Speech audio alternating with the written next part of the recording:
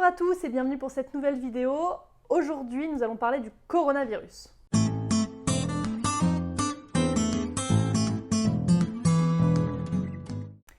Le coronavirus et la grossesse, donc évidemment c'est un sujet d'actualité. J'aimerais aborder le problème, mais tout d'abord, je voulais vous remercier. Nous sommes une centaine sur ma chaîne, c'est génial, donc merci beaucoup. N'hésitez pas à vous abonner si ce n'est pas déjà fait, mettez un petit pouce pour m'encourager et merci de continuer de regarder la vidéo. C'est parti! Pourquoi on aborde cette petite vidéo dessus? C'est parce qu'on voit quand même que c'est un sujet hyper actuel, ça commence à devenir une psychose nationale. C'est pour ça que j'aimerais un petit peu réaborder le sujet par rapport évidemment à la grossesse. Ce que je tiens à dire déjà, c'est que mes sources d'information sont l'OMS, l'UNICEF et la Leech League, qui sont trois grosses organisations par rapport à la grossesse, donc plutôt fiables comme information. Alors déjà, quelques chiffres pour commencer. On parle en France d'à peu près 30 morts. Sachant que en France, par an, la grippe fait tout de même 10 000 morts. D'accord? Donc énormément de personnes qui ne veulent pas se vacciner, ça c'est un choix personnel, mais sachez quand même qu'en France, il y a 10 000 morts par an à cause de la grippe. Alors c'est surtout les personnes immunodéprimées, mais là c'est la même chose, le coronavirus, c'est surtout les personnes immunodéprimées qui malheureusement en décéderont, d'accord? Donc beaucoup les personnes âgées, c'est pour ça qu'elles sont plus fragiles, mais comme toutes les maladies, elles sont plus fragiles car leur système de défense immunitaire sont plus faibles. Donc on parle quand même de 30 morts, contre 10 000 morts pour la France, hein. Deuxièmement, actuellement, là, on est au stade 2. Ça veut dire que la maladie circule sur le territoire français, mais on n'est pas encore au stade 3, c'est-à-dire le stade épidémique, où la maladie finalement est active sur le sol français. C'est pas encore ça. La prochaine étape, ça sera éventuellement le stade 3. Pourquoi est-ce que cette maladie s'appelle comme ça, Covid-19? Alors, CO, c'est pour corona, V, c'est pour virus, D, c'est pour disease, maladie en anglais, et 19, parce qu'elle est apparue en 2019. Ok, donc juste... Comme ça, on sait. Vu que le Covid-19 est apparu en 2019, on a très peu de recul par rapport à ce sujet. Donc forcément, par rapport à la femme enceinte, on n'a pas énormément d'informations. Ce qu'on sait, c'est qu'un bébé a été testé positif en Chine après quelques heures de vie. Ça veut dire quoi? Ça veut dire qu'en fait, il n'avait pas de fièvre, pas de toux, mais des difficultés respiratoires. Donc on l'a testé, il s'est avéré positif alors que sa mère l'était également. Donc on ne sait pas, on n'est pas certain que le bébé ne l'a pas attrapé entre les quelques heures de vie où il est né, ou alors est-ce qu'il l'avait attrapé in utero? Ça, on n'en est pas encore sûr et certain. Les études montrent, pas par rapport au coronavirus, mais par rapport à d'autres études sur les virus et sur d'autres aspects de ce virus-là, que ça peut provoquer souvent soit des fausses couches si c'est attrapé au premier trimestre, soit des accouchements prématurés. Accouchement prématuré dit du coup, bébé déjà de par sa prématurité partira en réanimation néonatale pour des difficultés respiratoires, surtout dues à sa prématurité. Donc forcément, c'est un risque. Pourquoi? Parce que vous allez chauffer, vous allez faire de la fièvre, de l'hyperthermie, et ça, c'est jamais bon. La période d'incubation pour le Covid-19, elle est de maximum 14 jours. C'est pour ça qu'on met les personnes en quarantaine pendant maximum 14 jours pour être sûr que la période d'incubation soit totalement passée. Comment est-ce qu'on teste pour être sûr que vous êtes atteinte ou non?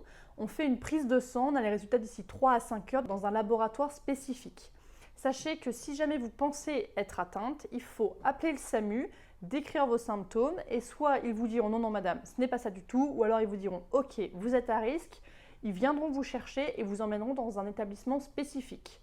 Donc nous par exemple dans notre département, notre hôpital n'est pas référencié, donc ça veut dire qu'il envoie dans un autre hôpital. On n'est pas l'hôpital de référence pour le Covid-19. Donc il envoie dans un autre hôpital. Et donc même les personnes qui sont suivies chez nous normalement pour la grossesse ne seront pas amenées chez nous à cause justement de cet hôpital référence qui n'est pas le nôtre. En tout cas, la prévention c'est quoi? C'est si vous pensez être malade ou être atteinte, vous pouvez porter un masque. Quand vous éternuez, vous le faites dans le coude, vous évitez de vous serrer la main ou de vous faire des embrassades. Évidemment, vous évitez, si vous avez des symptômes respiratoires ou quoi, d'aller dire bonjour à vos grands-parents tous les jours parce qu'eux seront plus à risque que vous. Et conseillez surtout les mouchoirs à usage unique, même si aujourd'hui c'est vrai que peu de personnes ont encore des mouchoirs en tissu. Sachez aussi que l'allaitement maternel est autorisé, d'accord? C'est la Leech League qui le dit. La Leech League c'est quoi? C'est en gros l'organisation un peu sur l'allaitement maternel mondial. qui sert de référence pour tout ce qui est conseils sur l'allaitement. Donc si la Leche League le conseille, on va suivre ses conseils. Et donc voilà, a priori l'allaitement maternel est autorisé. Justement, le fait que les anticorps passent par l'allaitement, c'est très bon pour bébé. Mais toujours avec des règles d'hygiène, c'est-à-dire que la maman doit porter un masque et bien se laver les mains avant, après chaque contact avec bébé. L'UNICEF dit bien que le Covid-19, c'est de la même famille que le SRAS, le syndrome respiratoire aigu sévère, qui avait sévi du coup il y a quelques années, en particulier au Canada, je ne sais pas si vous vous rappelez, mais aussi certains rhumes courants, c'est-à-dire quand parfois vous avez un petit rhume, une petite angine ou une petite laryngite, ça peut venir aussi du coronavirus. Ça se propage comment? Par des gouttelettes respiratoires, c'est-à-dire les postillons, la salive, la toux et les éternuements. D'où le fait de protéger son entourage en éternuant ou en toussant dans son coude. C'est quoi les symptômes? De la fièvre, de la fatigue, des courbatures et une difficulté respiratoire. Donc il n'existe pas de vaccin pour le moment contre le coronavirus, même si en ce moment beaucoup de laboratoires sont en train d'étudier le problème pour essayer d'en créer un.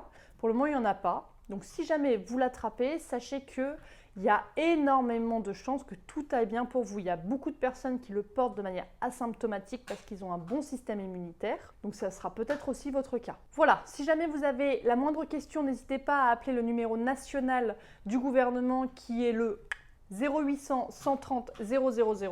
D'accord, ça c'est pas pour les questions médicales, hein. C'est-à-dire que si vous pensez être symptomatique, vous faites le 15. Si vous avez juste des questions sur qu'est-ce que c'est exactement, vous pouvez appeler le numéro que je viens de vous dire. J'espère que cette vidéo vous a plu. On n'a pas beaucoup d'informations malheureusement, mais je voulais juste un peu déstresser le monde. Nous, on a beaucoup d'appels à l'hôpital pour nous dire « j'ai l'impression que je suis atteinte, qu'est-ce que j'ai », etc. Alors, il y en a beaucoup qui juste ont un coup de fatigue, qui ont un rhume ou qui ont la grippe saisonnière, d'accord, rien à voir avec le Covid-19. Donc ne commencez pas à paniquer, prenez votre température, n'hésitez pas à appeler le 15 si jamais vous avez la moindre question sans tout de même les harceler parce que mine de rien, nous en tout cas nos urgences générales sont complètement bombardées de monde qui pensent tous être atteints du coronavirus. Donc voilà, allez-y prudemment, faites attention à vous et mettez déjà en place les mesures d'hygiène protectrices et préventives et de base finalement. Et voilà, et tout devrait bien se passer. N'hésitez pas si vous avez des questions, n'hésitez pas à vous abonner et moi je vous dis à très bientôt. Au revoir!